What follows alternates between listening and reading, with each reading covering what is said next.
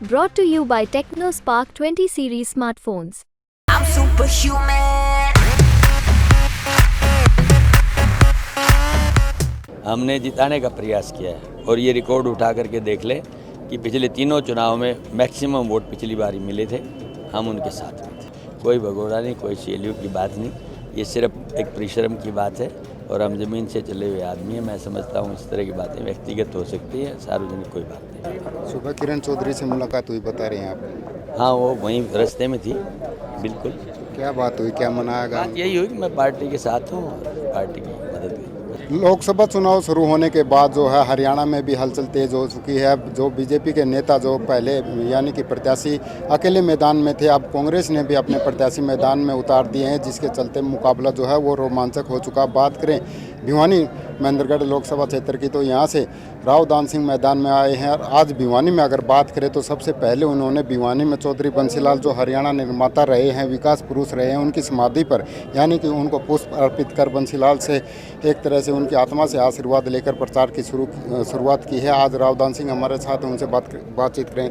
दान सिंह जी, सबसे पहले आपकी जो शुरुआत है यहाँ से बंसीलाल जी से की है, किस प्रकार का आशीर्वाद आपको? देखिए, सबसे पहले तो मैं स्वर्गीय चौधरी बंसीलाल जी की समाधि पर आकर के उनको श्रद्धासुमन भेंट करता हूँ।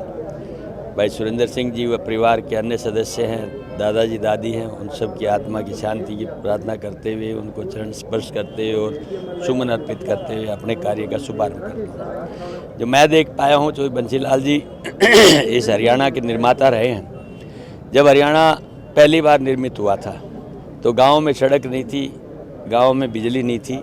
उसका अगर किसी को श्रेय जाता है तो चौधरी बंसीलाल जी को।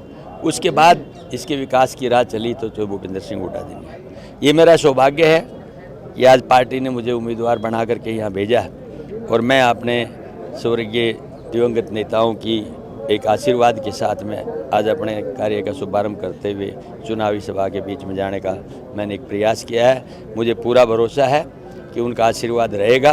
भाई अनिरुद्ध जी और हमारी बहन मनीषा जी व सभी यहाँ पर देख रहे हैं, महाराज जी व सभी जो यहाँ के कर्मठ नेता हैं वो उपस्थित हैं। ये इस बात का प्रतीक है कि लोगों के दिल में बहुत अच्छे विचार हैं जो निश्चित तौर पे कांग्रेस पार्टी के उम्मीदवारों का समर्थन करें। ये आपने बंसीलाल की आत्मा से यानी कि कहें कि वहाँ से शुरुआत की आपने, तो बंसीलाल परिवार का जब जिक्र आता है तो सबसे पहले जिक्र आता है किरण चौधरी, श्रुति चौधरी। उनकी टिकट कटी है, वो कहीं ना कहीं नाराज थी। देखिए, जहाँ तक टिकट की बात आती है, कैंडिडेट तो एक ही होता है, उम्मीदवार एक होगा, एक को मिलेगी तो बाकी सब लोग समर्थन भी करते हैं। इसी परिप्रेक्ष्य के अंदर पार्टी ने टिकट दिया है, इसमें किसी व्यक्ति विशेष का कोई बात नहीं। कहीं ना कहीं उनकी नाराजगी भी दिखाई दी है टिकट कटने के बाद। मुझे लगता नहीं, कांग्रेस पार्टी में विश्वास है तो इस तरह कोई नाराज़गी कहीं देखने के लिए मिलेगी। लेकिन किरण चौधरी ने खुले मंच पर कहा था कि अगर दान सिंह ने जो हमारे साथ किया था पिछली बार, यानी कि श्रुति चौधरी 62,000 से महेंद्रगढ़ से आ रही थी, उससे ज़्यादा करना है। एक तरह से इशारा कि अगर डबल हुआ तो 1 या 1.25 लाख से आपको हरा सकते हो। देखिए, जहाँ तक मैं समझता हूँ, हमने जिताने का प्रयास किया है और ये रिकॉर्ड उठा करके देख ले कि पिछले तीनों चुनाव में मैक्सिमम वोट पिछली बारी मिले थे, हम उनके साथ में थे। इससे ज़्यादा भी उन्होंने कहा हम उनमें से नहीं जिन्होंने ज़मीनों पर कब्जे किए हैं, सीएलयू से पैसे कमाए हैं, जिनके बच्चे भगोड़े। नहीं, कोई भगोड़ा नहीं, कोई शेलियों की बात नहीं, ये सिर्फ एक परिश्रम की बात है और हम ज़मीन से चले हुए आदमी हैं। मैं समझता हूँ इस तरह की बातें व्यक्तिगत हो सकती है, सार्वजनिक कोई बात नहीं। ईडी का मामला ही बता रहे हैं अक्सर। कोई मामला नहीं। 3 मई की उसकी तारीख है? नहीं, कोई मामला नहीं। क्या तारीख हो लिया या अभी जमानत? नहीं, वो केसेस जैसे होते हैं उसमें जमानत मिल चुकी, उस केस जमानत के साथ ही ख़त्म हो जाता है, कोई दिक्कत नहीं इसके। सर, अलग बात करें, चौधरी धर्मवीर सिंह बीजेपी के उम्मीदवार हैं, क्या मानते कितनी टक्कर उनसे होगी या जेजेपी से टक्कर? आज टक्कर की बात ही नहीं है, लोगों ने मन बना लिया है। ये चुनाव जनता वर्सेस भाजपा है और जब जनता जिसके खिलाफ होती है तो भाजपा अपना आप ही बिस्तर समेटती है।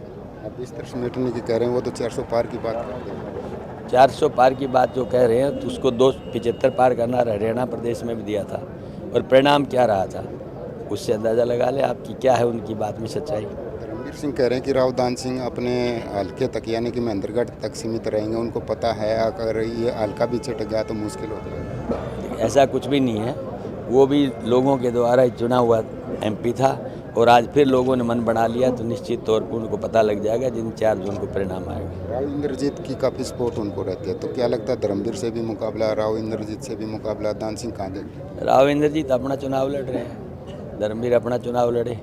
मुकाबला तो जनता ने देखना है, वोट का हक तो जनता को है, किसी व्यक्ति विशेष को नहीं है जो यूँ कहे कि मैं ही सबको एक जोड़ी में डाल दूँगा।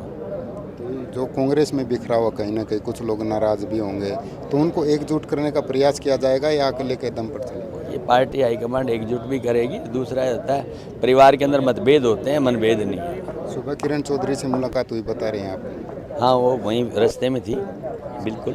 क्या बात हुई, क्या मनाया गया? बात यही हुई कि मैं पार्टी के साथ हूँ और पार्टी की मदद करूँ, बस। मान गई है? मैं तो समझता हूँ मान जाना चाहिए।